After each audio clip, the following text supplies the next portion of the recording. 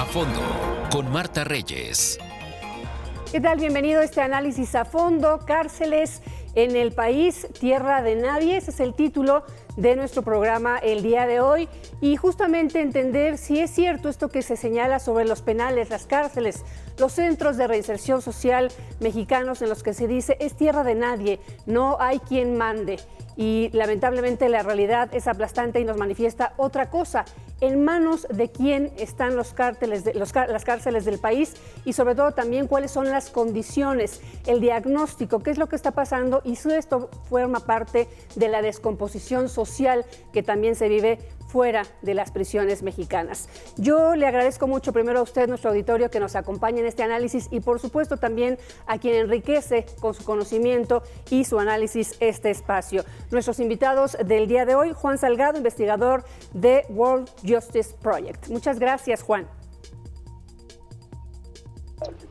Muchas gracias por la invitación, saludos y saludos a la audiencia también. Muchas gracias, Saskia Niño de Rivera, presidenta y cofundadora de Reinserta. Gracias, Saskia, gusto saludarte. Mucho gusto y gracias a ustedes. Gracias. Y José Humbertus Pérez Espinosa, el expresidente de la organización Presunción de Inocencia y Derechos Humanos. Gracias también, José Humbertus. Muchas gracias por invitarme y también a los compañeros que están hoy el día de hoy compartiendo con nosotros. Un abrazo y un saludo a todos. Gracias también para allá. Aquí, importante, nuestro programa va a ser dividido en diferentes bloques en los que iremos tocando cada una de las problemáticas en las que englobamos el análisis previo que hicimos para poder hacer este programa. Yo les pediría a nuestros invitados que nos vayamos poco a poco en este análisis. Sé que hay muchos temas, pero iremos poco a poco. Le quiero comentar a nuestro auditorio y por supuesto también a ustedes, nuestros invitados, que fue muy complicado poder dividir esta gran problemática de los penales de nuestro país en 4 bloques, porque la verdad, decía uno, ¿dónde está el principio de todo esto? ¿Por dónde empezamos? En algunos momentos del programa seguramente nos iremos tocando en unos temas con otros, pero sin duda creo que lo que detona y vuelve a poner la atención de qué se está viviendo en los penales de México es esto que sucedió en el penal de San Miguel, que evidenció no solamente la situación de los penales, sino también de los autogobiernos, de la falta de autoridad en los mismos, quizá de la colusión y sobre todo la descomposición social. Saskia Niño de Rivera, ¿los penales del país son tierra de nadie? ¿Son tierra qué? Perdón, querida Marta. ¿Son tierra de nadie las penales del país? Sí. ¿Así se los podemos decir? Mira, antes de nada saludo con mucho gusto a José Humberto y a Juan, me da mucho gusto verlos. Sin duda los penales de este país son tierra de nadie y tierra de la delincuencia organizada. Esa es la realidad y son tierra del ejemplo de la corrupción y de la impunidad que hay en nuestro sistema de justicia penal. Hay un olvido absoluto por parte de las autoridades por no voltear a ver nuestro sistema de penitenciario, el sistema de justicia penal, y eso ha hecho que a lo largo de los años, esto no es una cosa de este gobierno ni del pasado, es de muchos años, se ha ido descomponiendo el sistema penitenciario. Esa es una realidad, y eso implica que quien ha tomado control de estos penales es la misma delincuencia organizada, y ante también un Estado de Derecho fallido, pues hemos llenado nuestras cárceles de personas inocentes y de personas que han estado en situación de marginación social absoluta, donde yo considero que la cárcel no necesariamente es la solución a estos problemas. Son tierra de nadie y creo que es nuestra obligación redefinir también el sistema penitenciario como parte de una política de reinserción en cuanto a el entendimiento de quienes están en la cárcel es a consecuencia de una falla de la sociedad misma también. Sí, sabemos que ha sido una de tus principales banderas, justamente hablar de qué corresponsabilidad tenemos todos en tener gente en las cárceles privados de su libertad, culpables o no.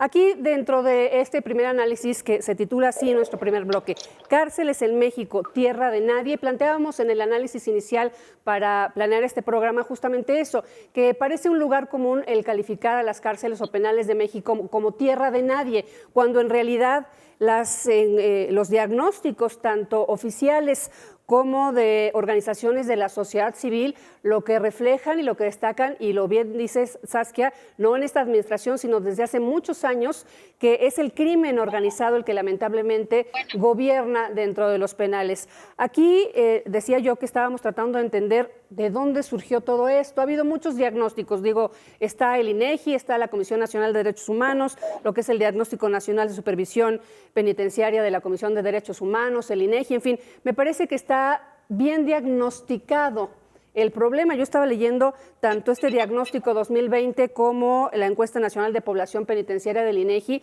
y la verdad es que sí existen organismos que se meten a verificar cómo funcionan las cárceles, los penales, los centros de reinserción del país, y montan documentos que son larguísimos. Yo estaba leyendo más de 600 páginas de cada uno de estos informes, hay extractos, etcétera, pero creo que información sobra.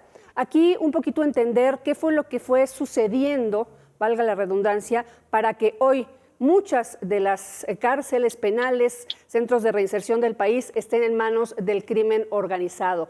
De acuerdo a tu diagnóstico, Juan Salgado, ¿qué fue lo que sucedió y por qué hoy tenemos esta bomba en las manos?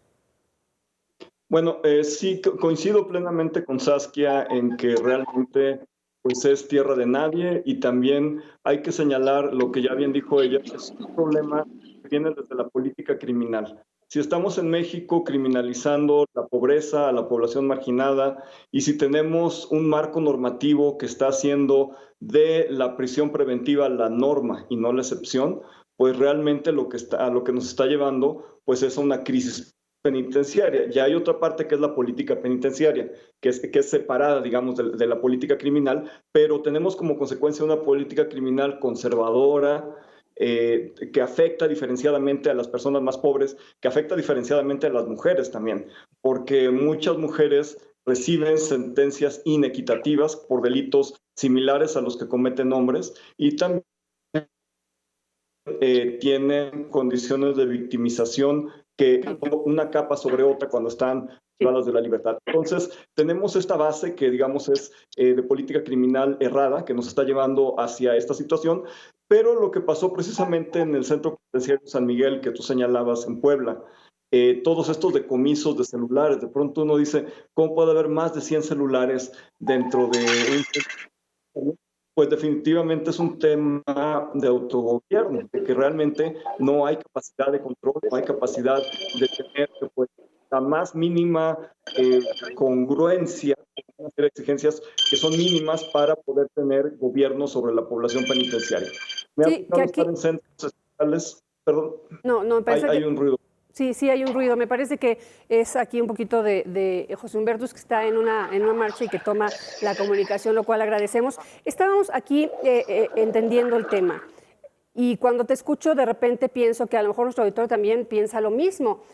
¿Por qué ante esta sobrepoblación, hacinamiento, todo esto que se describe, y que lo vamos a ampliar en nuestro siguiente bloque, donde vamos a hablar justamente de las constantes violaciones de derechos humanos producto de todo esto y, por supuesto, del gobierno en las cárceles del crimen organizado? ¿Por qué el crimen sí puede controlar con miedo o lo que quieran controlar, pero controlan los penales, porque ellos son los que mandan? Existe una lista de todas las actividades que hacen los propios internos comandados por el crimen organizado, en donde uno, la verdad es que no da crédito que tengan lista de todos los reos, y listas que les dieron las propias autoridades. Se denuncian en algunas encuestas, estas por ejemplo de la Comisión Nacional de Derechos Humanos, que son los propios reos, que son los líderes, los que tienen las llaves de todas las celdas, de la enfermería, de todos los diferentes espacios que tiene un centro de reinserción, que ellos son los que asignan las tareas, que ellos son los que asignan los castigos, piden las cuotas. Entonces de repente uno dice, ¿por qué el crimen sí puede organizarse de esta forma para controlar el penal y la autoridad no? José Humberto Pérez Espinosa, ¿tú qué análisis haces al respecto, sobre todo después de tus experiencias al respecto? Bueno, yo estuve 4 años en un penal de los más violentos del Estado de México, en donde hay autogobierno, pero la corrupción no se puede ver. ¿Sí me escuchan, no? No se puede ver en lo general. Se tiene que ver en el incumplimiento de una reforma que constitucionalmente no se cumplió. Por el desvío de los recursos, los penales en un sistema penal acusatorio, como bien dijo el investigador del CIDE, no podría haberse prolongado la prisión preventiva oficiosa ni los excesos de la misma, porque tuvo que haber sido no la norma, sino que tuvo que haber sido que la mayoría de las personas tenían que llevar un proceso en libertad. No olvidemos que todavía en el Código Nacional de Procedimientos Penales, antes de la Ley Nacional de Ejecución Penal, que nace muy tarde, un día antes de que entre el sistema de justicia penal acusatorio, y que teníamos para el 2016 5 años de no haber establecido la política de reinserción, porque nace tarde la Ley Nacional de Ejecución Penal. No olvidemos que esa autoridad de supervisión de medidas cautelares se expidió en varios estados. De hecho, el Estado de México fue una de las primeras, y la iniciativa expuesta por Erubiel dice que había que terminar con el autogobierno y con el uso excesivo de la prisión preventiva. Yo difiero un poco, porque a lo mejor mi visión es desde la cárcel, pero las cárceles sí son tierras de alguien, tienen propiedad. Se llaman los directores de los penales, el secretario de seguridad y el subsecretario. Y lo podemos ver con García Harfuch y lo podemos ver con Martí de Celis. Lo digo esto porque es muy curioso, bueno, es muy sintomático señalar cómo Genaro García Luna, una de sus colaboradoras más cercanas, llega al penal llega como secretaria de seguridad, y los penales se vuelven más violentos con la llegada de Maribel Guerrero Cervantes a los penales del Estado de México, y nombra a un doctor en economía que él escribe un artículo en Nexos donde hace una crítica al autogobierno, pero el autogobierno no lo combate, porque si bien es cierto, el crimen organizado tiene cooptado las cárceles, eso es con el conocimiento y con el consentimiento de los directivos. ¿Por qué? Porque si había una política penitenciaria que se iba a tomar como el séptimo indicador del sistema de justicia penal acusatorio, pues no hubieran permitido que las cárceles, en el entendido de llenarlas o de sobreprobarlas, como bien se dice en esta primera participación, se criminaliza a la gente pobre, claro, se lleva aquí, a las cárceles a los trabajadores. Claro, aquí Entonces, hay que partir. para nosotros. Adelante. Perdón, finalizo. Entonces, sí tienen el poder los directivos. O sea, yo puedo decirles que tuve la fortuna de conocer a Manuel Palma como estudiante y como académico. La desfortuna ahora es que cómo es posible que nosotros hemos hecho plantones después de mi libertad fuera de los penales, porque el asesinato se ha convertido en una cotidianidad en los penales del Estado de México y otros penales que hemos tenido quejas, y el castigo y el abuso es tolerado, más allá del crimen organizado por las propias autoridades. Nada más pongo un ejemplo. En el módulo de donde yo estuve, en una semana el director le regaló a su hija un coche de 450,000 pesos. Todo el dinero salió producto de los internos. Y, por ejemplo, cada semana se paga 1,500 pesos por un celular, y hay 80 celulares. Las visitas no se da, por ejemplo, también el protocolo de visitas. Nadie ha querido dar el protocolo de visitas, que ya lo dice la Ley Nacional de Ejecución Penal, porque las entradas clandestinas son de 3,000 pesos. Si entra una persona, si están 300 personas el día sábado, son 900,000 pesos, ¿no? Fíjate, José Humberto, es que tocas un tema que me parece muy importante. Justamente el planteamiento inicial de este programa, por eso el nombre de este programa es Cárceles de México, Tierra de Nadie, porque nos acostumbramos a ese lugar común pensando que nadie manda y que por eso hay un descontrol, y sí hay autoridad. El asunto es que lamentablemente es una autoridad criminal, y con decir criminal no hablo de los grupos de delincuencia organizada que eximen a la autoridad. Lamentablemente todo está amarrado, es una sinergia, aunque la palabra sinergia es positiva, lamentablemente en este caso es negativa, en donde todos son cómplices y partícipes de un sistema carcelario fracasado. Pero justamente en este tema de la caja chica del crimen organizado, en la que se han convertido los penales, de acuerdo a los propios especialistas, cómo se cobra cuota por absolutamente todo, y justamente ese dinero forma parte de un fondo que se reparte en autoridades y criminales, y esto está documentado, no es algo que se nos haya ocurrido no solamente por ex internos, sino por estudiosos de este tema, que me parece, como dice Saskia, no es un asunto, y dice Juan Salgado, de este gobierno, sino viene de muchos años. Y vamos a entrar un poco al tema número 2, o al bloque número 2, que es donde vamos a hablar justamente de los derechos humanos y esta lucha por sobrevivir, porque eso es lo que viven, lamentablemente, muchos de los internos en México. Y yo quisiera partir de lo que es el artículo 18 de la Constitución, que es la ley que supuestamente nos rige en nuestro país y que todos acabamos, por supuesto, de conmemorar y de enarbolar cuando la violamos prácticamente todos los días, ¿no? Pero lo que dice el artículo 18 constitucional es que el objetivo fundamental del sistema penitenciario nacional es la reinserción y la readaptación sobre la base del respeto y la garantía a los derechos humanos de las personas privadas de la libertad. Esto, yo lo digo mucho, suena muy bonito, uno lee la ley y suena muy bien. Lamentablemente la realidad es otra completamente. Estaba yo preparando este espacio y leía yo testimonios muy fuertes de reos o de internos, de personas privadas de su libertad, en donde por hacer un mitin exigiendo mejor comida, medicamentos, etcétera, los golpean prácticamente todas las noches, y decir golpear me estoy quedando corta. ¿Cuál es la realidad en los penales en materia de derechos humanos, Saskia?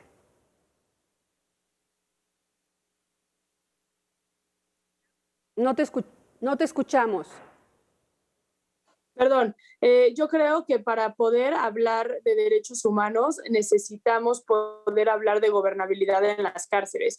Una de las utopías más grandes es que pueda existir cualquier tipo de respeto a los derechos humanos si no tienes gobernabilidad en las cárceles. Cuando hay ingobernabilidad en las cárceles, la gente en prisión existe para sobrevivir. Alguna vez cuando hicimos el perfil de secuestradores a nivel nacional, yo fui a Chihuahua a entrevistar a secuestradores y justo acababan de tomar control del penal de Chihuahua.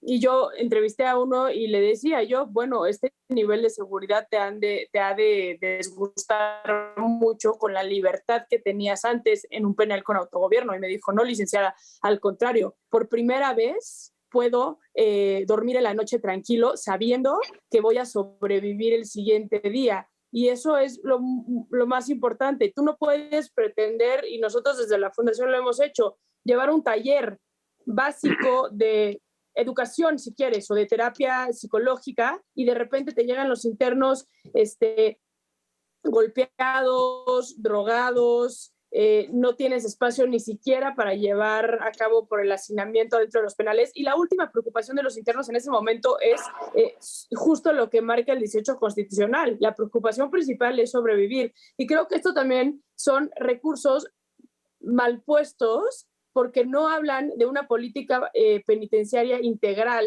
donde realmente exista un modelo de acción para quienes están privados de la libertad y quienes requieran de un proceso de reinserción como tal. Eso por un lado, Marta. Y por otro lado, decías tú ahorita, ¿no? El 18 constitucional determina que la reinserción es el eje principal en materia del objetivo de las cárceles, pero la realidad es que en las cárceles la reinserción social es la última prioridad. Hemos creado un sistema de justicia penal punitivo, donde cada vez se aumentan las penas y cada vez las posibilidades de quienes están en prisión sean más complicadas para salir. Traen de 20 a miles de años de pena. Y aunque te dicen que la pena vitalicia es anticonstitucional porque no se rige justamente en el 18 constitucional, donde la base es la reinserción social, porque la realidad es que nunca van a salir estas personas, lo siguen haciendo nuestros legislativos, porque es lo que la sociedad pide. Hay un malentendimiento en este país y yo creo que este es el factor principal por el abandono penitenciario,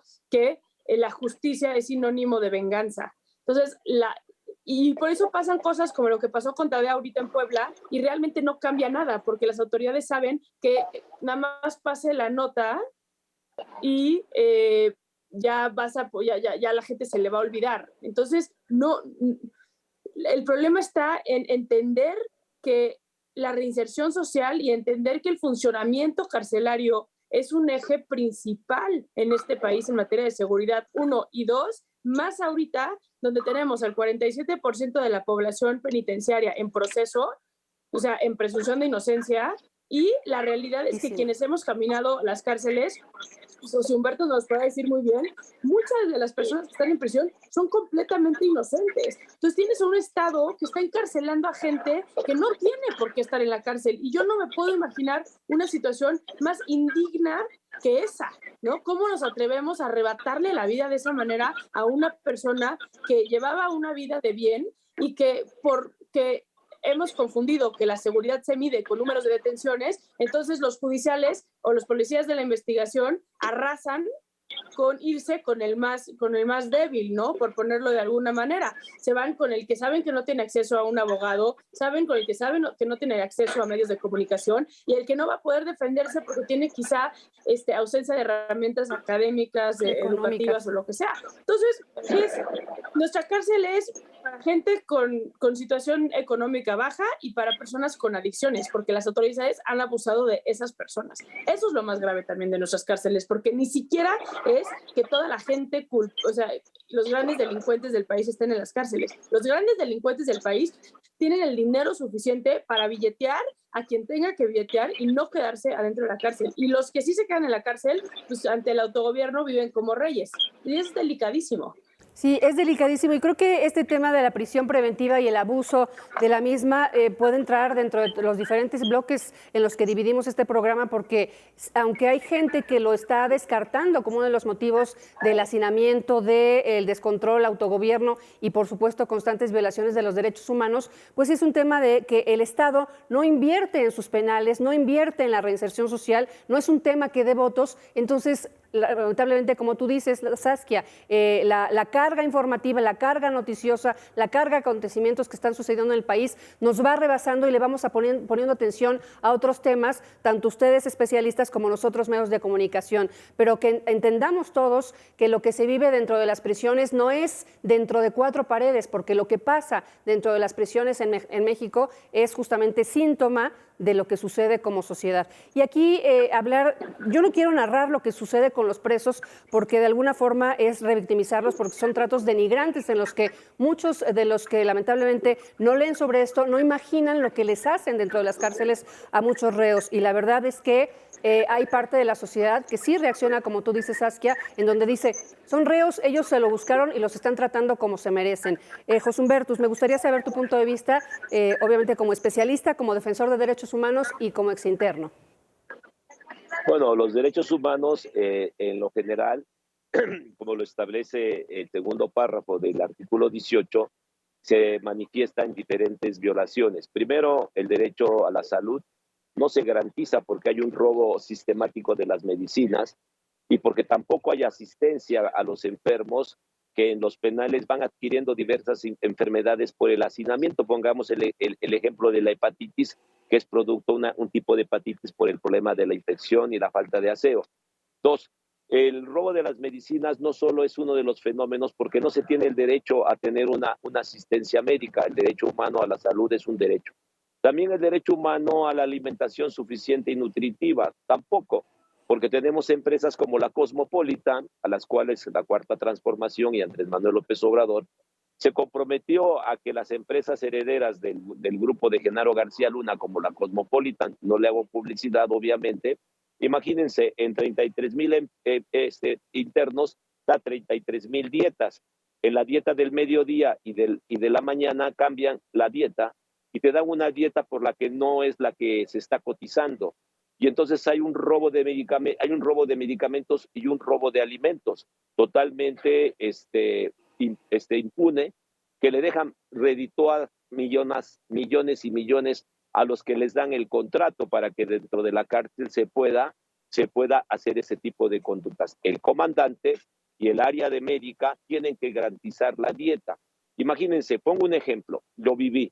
No es posible que para uno de los días de Semana Santa del 2017 se haya dado de comer 33,000, por ejemplo, porque la dieta es casi en todos los penales generalizada. Un filete de sierra con ensalada y puré y se nos dio pantano. ¿Qué es el pantano? Son huevos duros con verdolagas sucias que ni siquiera se limpian. Eso es una grave violación a los derechos humanos. Ahora, la violencia ya es la expresión más bruta. más brutal, el sometimiento. O sea, si tú protestas por la comida, tienes el camino de que el propio director te entregue con los internos. Hay internos que presentan denuncias en el esquema de extorsión y el propio director va y le dice, te acaba de denunciar José Humberto Pérez Espinosa a la Comisión de Derechos Humanos. Baja el jefe del módulo con sus gatilleros, como se dicen, y te dan una golpiza que puede acabar con el asesinato. Es muy lamentable esto porque se supone que si el eje rector de los derechos humanos es muy abstracto en la Constitución, se especifica más en la Ley Nacional de Ejecución Penal. ¿Por qué? Porque los derechos humanos, como bien dice la ponente, es que es más familiarizado Niño de Rivera, de la compañía de Diserta, porque ella sí tiene la idea muy clara de lo que le decía el secuestrador, ¿no? También es un problema de sobrevivencia porque el autogobierno es un problema de competencia alentado por los comandantes. El problema es cómo se permite el asesinato. Por ejemplo, tenemos el caso de Alexis, que es el hijo de nuestra compañera Marisol, fundadora de Presunción de Inocencia, que lo asesinaron con una daga en el corazón de 18 centímetros. Cuando nosotros le estábamos protestando a penales qué estaba pasando, yo estaba en libertad, me estaban diciendo que el muchacho iba muy lesionado, no hay camillas, no hay ambulancias, se llaman en lo que son las famosas perreras. Es una violación brutal a los derechos humanos de la vida, porque el hombre va herido, ya va muerto, lo reportan que muere en el camino para quitarte toda responsabilidad a un comandante y a un director, porque la persona murió no en el lugar, la persona muere en el lugar. El problema es que simulan que él muere en el traslado y así es cotidianamente. Para lavarse las manos. Para lavarse las manos, claro. Ahora, ¿qué pasa? Perdón, pasa que cuando se da el reporte médico, el área médica en su externación no quiere dar el dictamen como lo quiere la autoridad penitenciaria, y la autoridad penitenciaria muchas veces han agarrado el COVID para decir que una persona que es asesinada murió por el SCAR-2 o murió por neumonía atípica. Esa es una de las brutalidades. Yo quise ir de lo más sencillo que debe de tener el derecho humano de un interno, que es la comida, la alimentación y la salud, que nos es negada, y nos roban los medicamentos con toda impunidad, avalado por los directivos de los penales y por el secretario de Seguridad, casi en todas las entidades donde hay autogobierno. Sí, aquí hay que partir de una situación que me parece que es fundamental para que todos, no solamente los gobiernos y los responsables del sistema carcelario mexicano, sino nosotros como sociedad, entendamos de qué se trata que una persona sea, o de qué se tendría que tratar que una persona sea internada en un centro de readaptación social, que es como se supone en el ideal, en el mundo ideal tendría que ser. Una persona pierde su libertad por haber transgredido gravemente la ley. Eso es lo que tendría que suceder. Pierde su libertad dentro de la sociedad, ya no está inserta en la sociedad y se interna en algún centro, pero no pierde sus derechos humanos, o en estricta teoría no tendría por qué perderlos. Creo que eso es lo que tenemos que tener muy claro los mexicanos y la sociedad en general, cómo debería funcionar, porque me parece que sí es cierto este tema que decíamos hace un rato. Pensamos, son malos y se lo merecen, perdieron sus derechos, perdieron sus privilegios, y entonces es muy difícil cambiar lo que sucede. Y no es así, porque justamente lo que decía, es muy difícil pensar que esto se termina ahí. Una persona que quizá puede cumplir esa sentencia de la que hablaba Saskia, y a lo mejor son 10 años, 15 años, 2 años, lo que pase dentro de la cárcel, va a salir a una sociedad siendo una persona completamente distinta por haber vivido lo que vivió, y eso, si pensamos egoístamente, se nos va a revertir. Es un círculo que trasciende las paredes del penal, decía yo. Juan Salgado. Sí, en efecto, me parece que la académica Alison Liebling, que ella estudia el desempeño moral de las prisiones, describe en una frase muy concreta el tema de derechos humanos y nos dice: las cárceles no son el basurero de la sociedad. Y esto es algo muy fuerte y es algo muy cierto, ¿no? Realmente no podemos considerar que un centro penitenciario es una especie de basurero donde no se van a respetar los derechos humanos y donde, digamos, todo ocurre como una especie de caja oscura.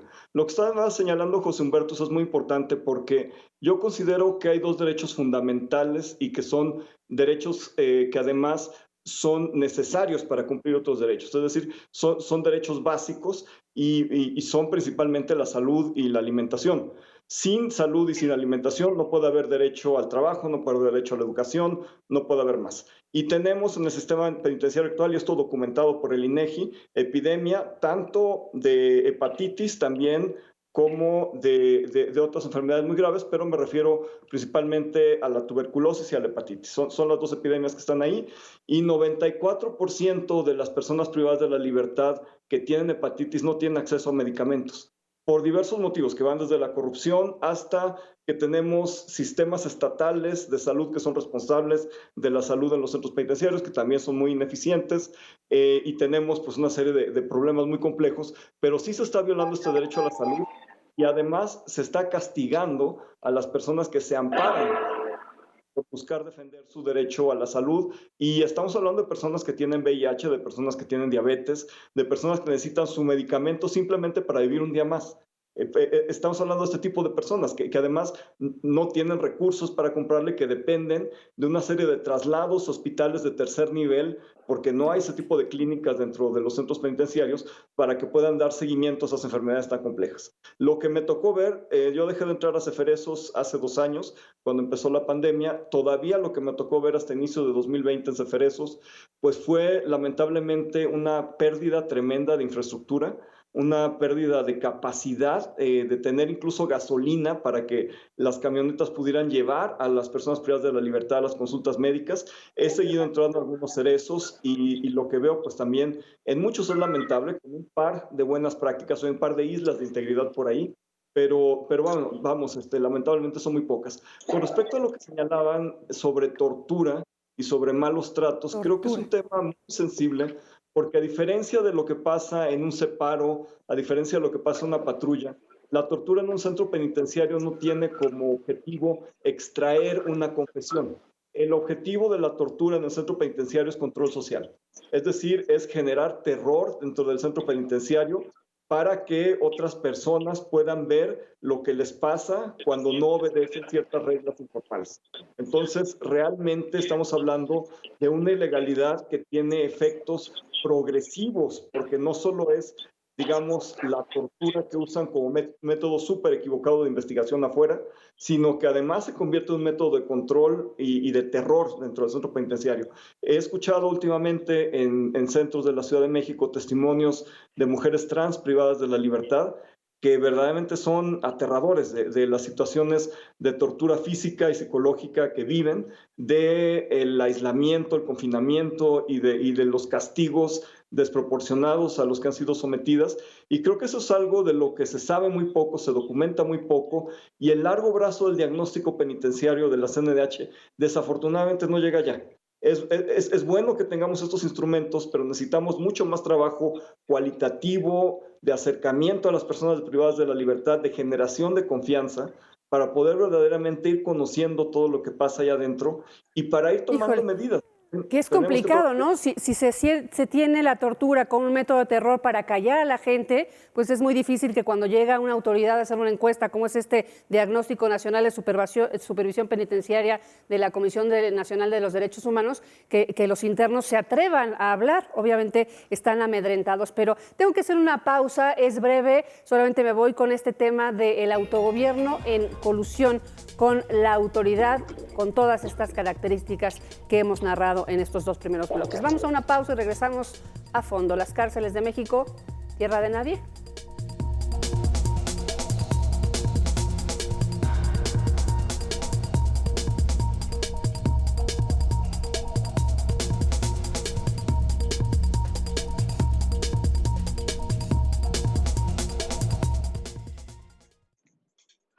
Sin problema.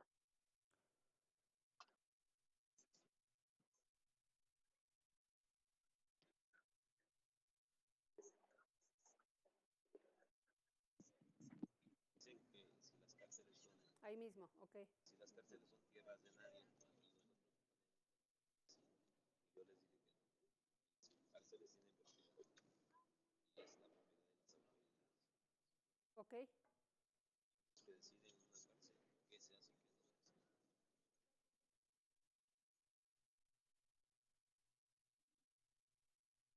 media hora. Yo les pido una disculpa, pero les pido una disculpa porque me invitaron y ya no pude renunciar. No, además era importante estar porque es un programa que lo ve mucha gente. Más de 6 millones de personas nos están viendo ahorita. Más de 6 millones. ¿Cómo se llama el programa? Mega Noticias.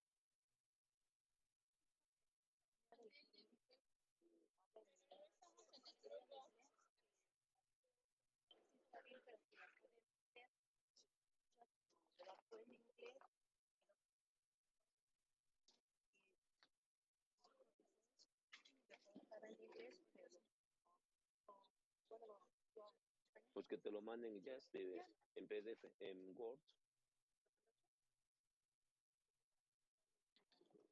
Que lo revise, ¿verdad? Y porque yo ya casi no leo mucho, no por otra cosa, sino tengo mucho. Todas las cartas que me dan hoy sí las leo. Yo lo revise uno de ustedes y ya que te las mandan en el PDF para que se pueda poner en la captura. Ya va a regresar.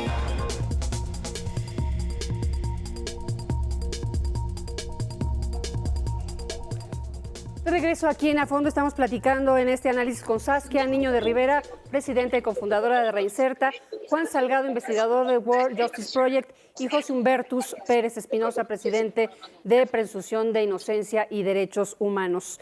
Híjole, pues nuestro tercer bloque titulado Reinserción Social, un fracaso, y creo que es lo que tenemos sobrediagnosticado. Evidentemente ha sido un fracaso porque estamos hablando pues de todo lo que sucede en cada uno de los niveles carcelarios de nuestro país. Y aquí entender un poco cómo está dividido, cárceles municipales, estatales, federales, privadas. ¿Hay alguna diferencia en cada una de ellas respecto a esto que estamos hablando, Saskia?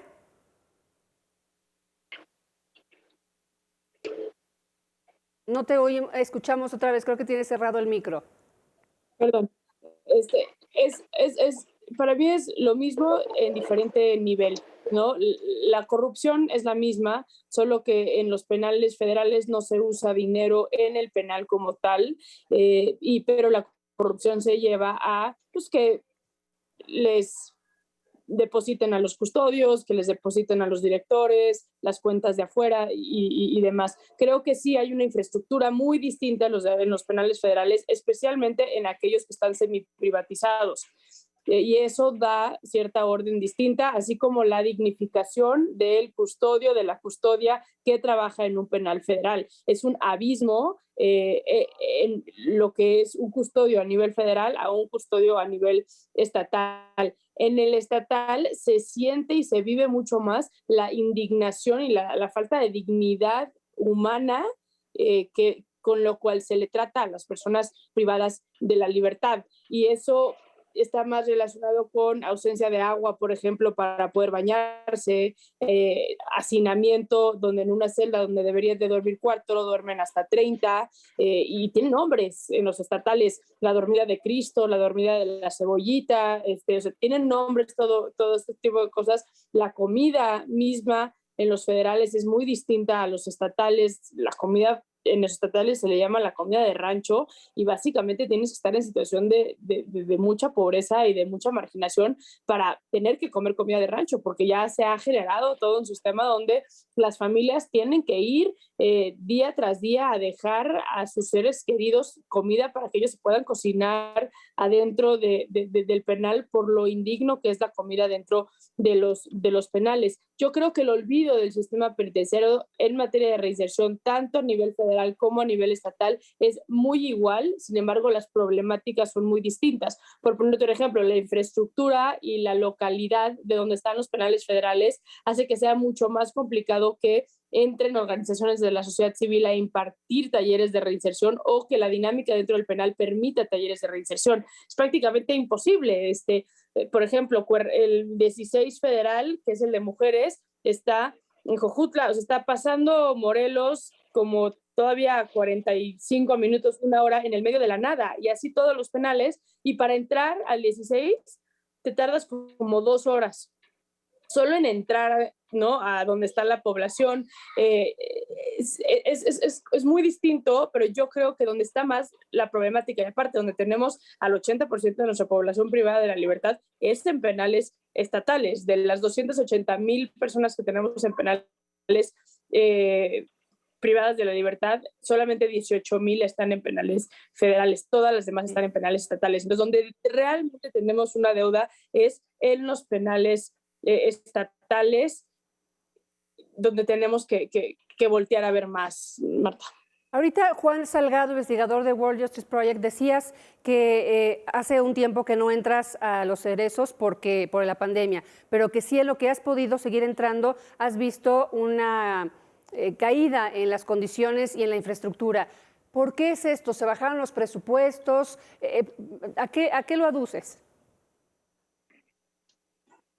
En el ámbito federal, la caída presupuestaria ha sido dramática y es muy triste en los eferesos, las últimas veces que entré, ver equipo donado por Iniciativa Mérida de alta tecnología para realizar pues, funciones de seguridad perimetral, etcétera, que está desperdiciado, que está sin poder comprar insumos para su funcionamiento, sin mantenimiento y que se está echando a perder, básicamente. Y lo digo desde cuatrimotos hasta equipo tecnológico para detección de drogas. Es decir, todo ese equipamiento que está ahí y que requiere de insumos costosos para seguir funcionando, pero que son muy importantes para garantizar el gobierno y el buen funcionamiento del centro penitenciario.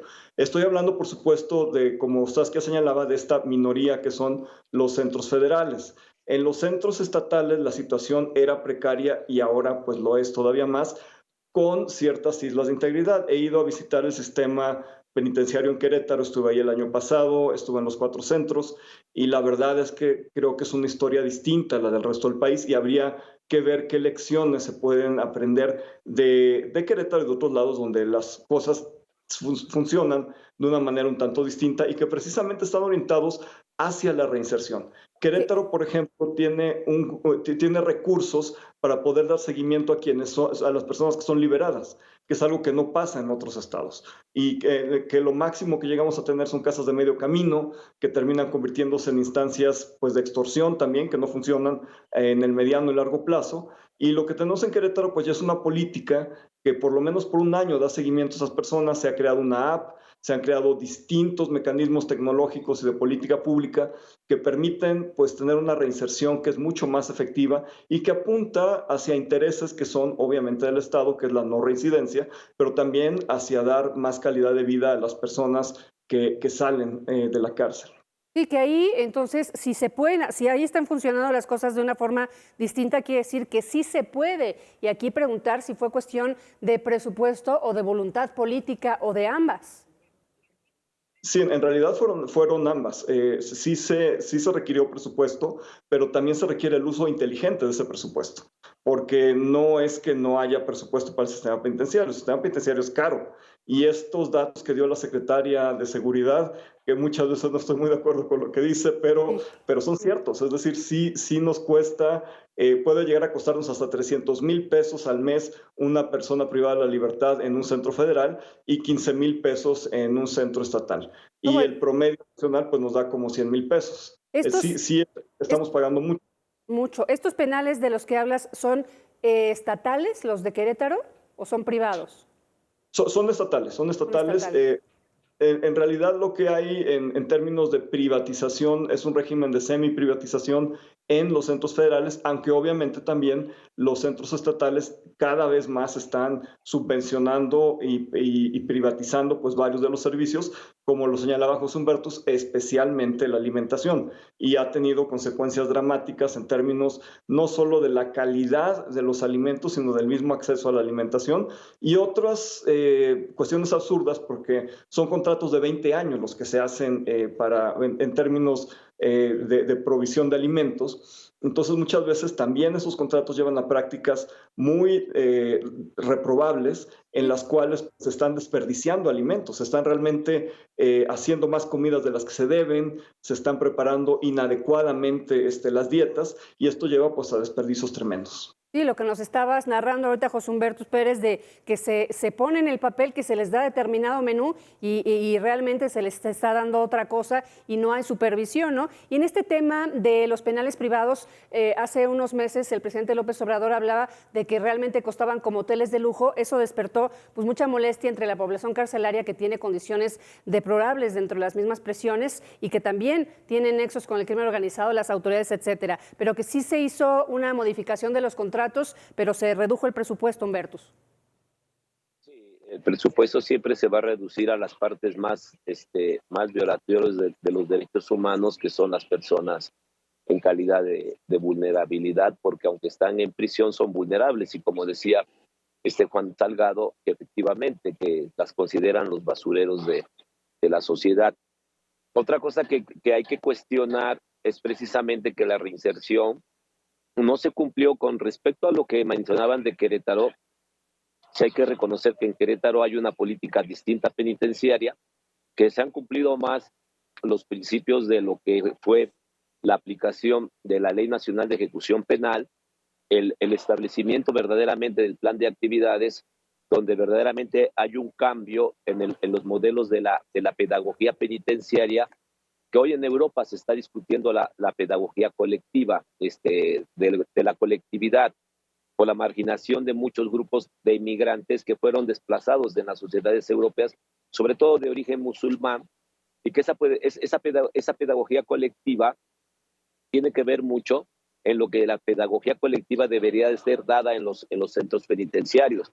Sin embargo, ¿dónde está la política de reinserción en términos del plan de actividades para poder haber establecido las plataformas educativas? Porque era para que se transitara ese modelo de educación, que ese era el modelo de educación con cárceles menos pobladas y con participación de otro tipo de nuevas metodologías educativas. El área deportiva. Las áreas deportivas son totalmente precarias. Se sigue teniendo una política de deporte muy limitada. Y otra de las cosas, cómo se maneja el cómputo en los penales, que también tiene que ver con el problema de la reinserción. ¿Por qué? Porque si yo tengo a un especialista en deporte, tengo un maestro con plataformas educativas, tengo a un médico que me valora, tengo mi sesión de psicología. En el Estado de México hay un psicólogo para casi 33,000, un psiquiatra para 33,000 internos.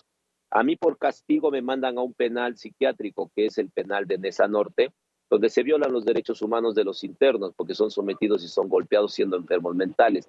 Perdón, personas que discapacitadas o intelectuales, como también se les denomina. ¿Qué es lo que sucede? Que también en el sistema penitenciario a nivel nacional no existe el sistema de cómputo para ir contabilizando la ejecución de las penas. No se tiene computarizado lo que es el registro único de ejecución de penas y el registro único médico. No se hacen las biometrías hemáticas cuando se ingresan. Las pruebas de ingreso son totalmente deficientes. ¿Qué es lo que lleva? Que, por ejemplo, si una persona, un psicólogo, un maestro va evaluando, no tendría por qué apuntarlo ya en un archivo escrito, ¿no? Automáticamente se tendría que ir a una plataforma. La plataforma estaba diseñada porque yo estuve en los foros de consulta para la Ley Nacional de Ejecución Penal y obviamente que la base de sistema penitenciario iba a llevar el cómputo para que las personas ya no pudieran meter la mano y poder decir se va o no se va, porque se tendría que haber dado la aplicación del plan de actividades en función de otros mecanismos de registro de datos en base de datos, porque eso es lo que tendría que llevar a esa reinserción y a esa contabilidad. Y finalizo, en Chiconautla, todavía una persona, si quiere saber cómo está el expediente de un interno, tiene que ir hasta el fondo para poder ir a checar el expediente en un folder maloliente, húmedo y totalmente comido o corroído por el tiempo. Sí, la verdad es que suena muy ambicioso y optimista pensar que va a haber un sistema de cómputo que tenga organizado y bien registrado cada una de las condiciones, los cuidados, la alimentación, etcétera, de un reo cuando se tiene, como decía Saskia Niño Rivera, 30 personas en una celda hacinadas, sufriendo epidemias de tuberculosis, de hepatitis, etcétera, por las condiciones insalubres. Y yo les iba a preguntar, para ir cerrando este programa, ¿cuál es la salida? Si hay salidas. Y la verdad es que creo que esto que nos narran de Querétaro pues podría comenzar a darnos la respuesta. Me parece que sí puede haber una salida y habría que investigar cómo se hizo en Querétaro esto y cómo se sacó al crimen organizado entonces del autogobierno que se tenía como en otras prisiones estatales, ¿no, Saskia? Sin duda, creo que hay muchos ejemplos, no solamente Querétaro, tenemos Chihuahua en el 2012, tenemos el estado de Nuevo León en el 2019, que fue del peor penal que ha tenido la historia de México, que es el Topo Chico, a un sistema bastante funcional, ¿no? Con sus cosas, pero bastante funcional. Y Querétaro también es un gran ejemplo de ello. Creo que en el Estado de México se han hecho cosas interesantes también, aunque la problemática del Estado de México es muy complicada por la geografía y por la cantidad de PPLs. Recuerden que solamente en la Ciudad de México y en el Estado de México tenemos a más del 50% de la población privada de la libertad.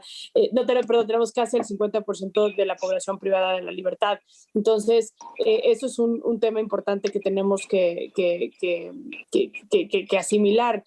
Creo que tiene que existir dos cosas. Una reforma penitenciaria nacional integral, urge, nacional, eso es lo que más urge en este país. Y dos, tiene que existir la voluntad política para llevar a cabo rayos. Y voy a usar, Marta, para terminar un ejemplo, ¿no? Ahorita lo vimos, entran con un bebé muerto a un penal en Puebla, se encuentra el bebé muerto en un basurero y los cambios que hace Barbosa son quitar al secretario de Seguridad Pública, al subsecretario del Sistema Penitenciario y encarcelar absolutamente todos los custodios que estaban allá adentro. Hoy el penal lo manejan policías de tránsito y la realidad es que no hay una postura por parte del gobernador Barbosa para realmente decir cómo vamos a tomar control del penal para que ya no exista autogobierno. Cuando tú agarras a las cabecillas de los penales y los mueves queriendo aparentar que estás tomando control de un penal, lo único que estás generando es una problemática mucho más grande donde alguien más va a surgir a tomar control de ese vacío que existe, ¿no? Entonces, para tomar control de un penal tiene que existir una intervención integral, absoluta, comprometida, donde la base sea combatir la corrupción y la impunidad dentro del sistema penitenciario. Y eso es sacrificar todo el efectivo que se mueve adentro de la cárcel, Marta. Claro, que aquí preguntaría uno a quién le toca, ¿no? Porque finalmente, aunque son cárceles estatales, federales y algunas en manos de la iniciativa privada, pues sí, una cabeza que pueda comandar justamente todo esto que urge en México, que es esta reforma del sistema penitenciario, pero decíamos, y hacer que no solamente se vea en el papel, sino que se vea en la realidad, José Humbertus. Sí, claro, porque yo comparto lo que dice Sacha Niño de Rivera en el sentido de que también hay otros penales que han hecho el esfuerzo.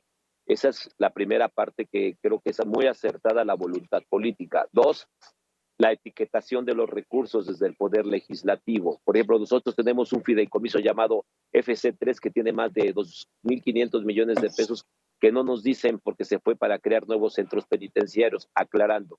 Crear nuevos centros penitenciarios no es el problema, porque se va con el esquema de que se va a privatizar.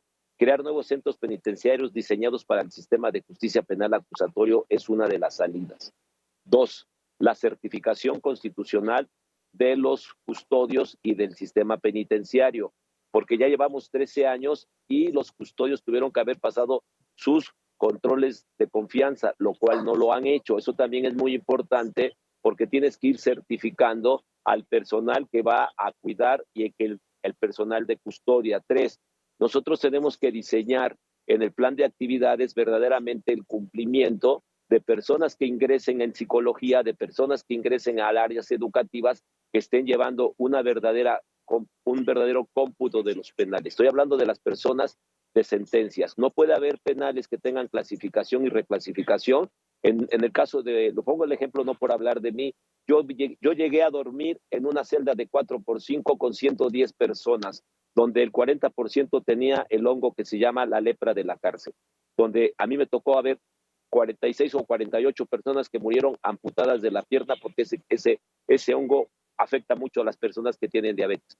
Entonces yo creo que sí hay un compromiso, pero que también se transparente el recurso, que se capacite como fue el éxito, como fue diseñada el sistema, como fue diseñado el sistema penal acusatorio. Considero que sí es importante hacer las reformas, pero que también se pueda concretar desde los propios directores de los penales. Yo comparto mucho, ¿no? Que hay cosas que se han hecho en el Estado de México. Lo que no han querido hacer las autoridades del Estado de México es separar a esos directores que son el producto del obstáculo para poder transformar las cárceles en el Estado de México y en el país.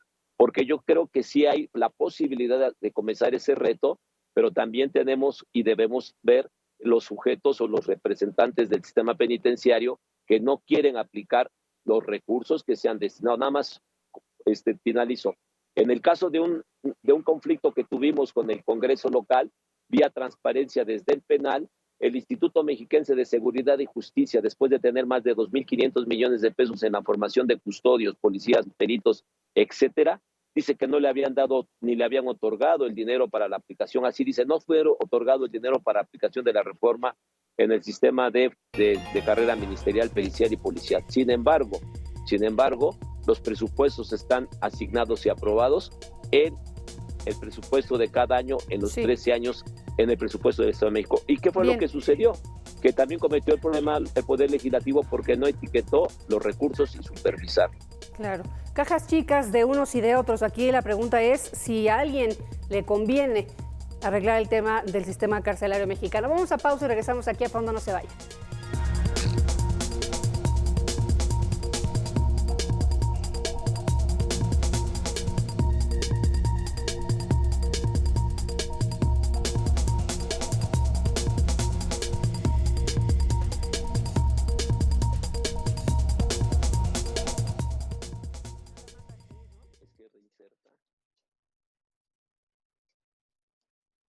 ¿Es americano?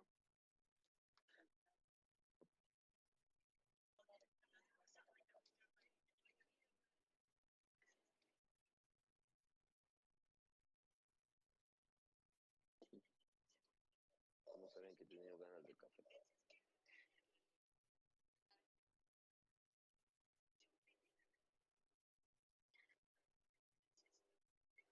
Yo les digo que me esperen, ¿no? Si nos vamos a la una, pues a la una. Ya las compañeras de las coordinaciones se quieren ir, no hay problema.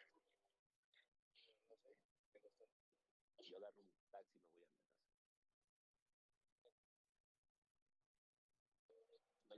Mañana cumple años, no, así, es que, bueno, pues sí, porque me hace falta glucosa.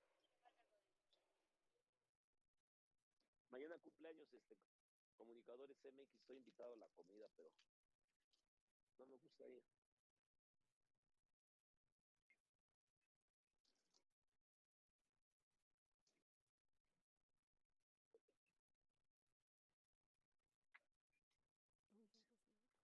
Fue una gran marcha, ¿eh?